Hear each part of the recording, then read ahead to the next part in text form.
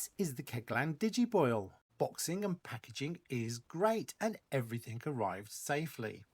The build quality is absolutely fantastic. Although the 35-litre capacity listed on the box is only if you fill it to the absolute brim. My purchase included the neoprene jacket within the price, which is a good addition to include. Some assembly is going to be required, the handle for the lid and the bore lock valve.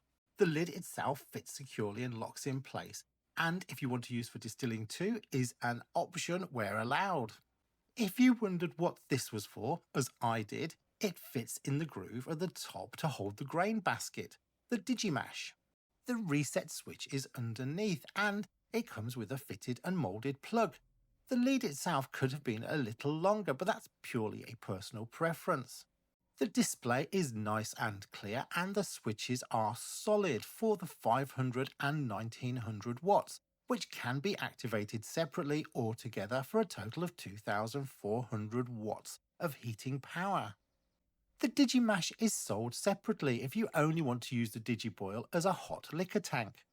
With the Digimash, you have a false bottom for the Digiboil, which also needs a small handle to be attached.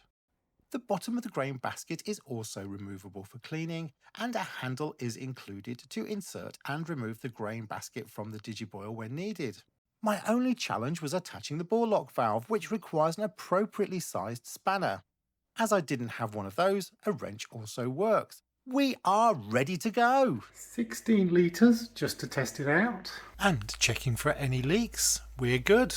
The current water temperature is 17 degrees centigrade and we're going to increase that to a target of 50 degrees centigrade, applying all 2400 watts of power. The Digimash is an easily removable grain basket.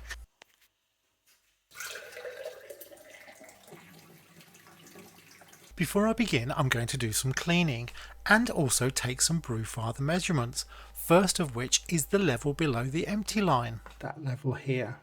By putting a known amount in and then letting it drain, we have calculated there is 1.8 litres below the line. Next, we're going to calculate how much volume is below the false bottom. That's 3.5 litres below the false bottom. This is the first time I used powdered brewery wash for cleaning. Now, if I haven't mentioned it before, it is fantastic.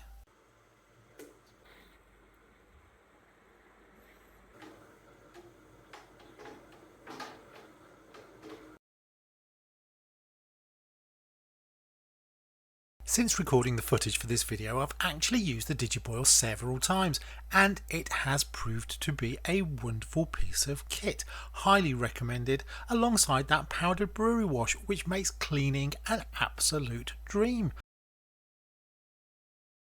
I hope you found this video useful. Please do like and subscribe and see you again for the next brew.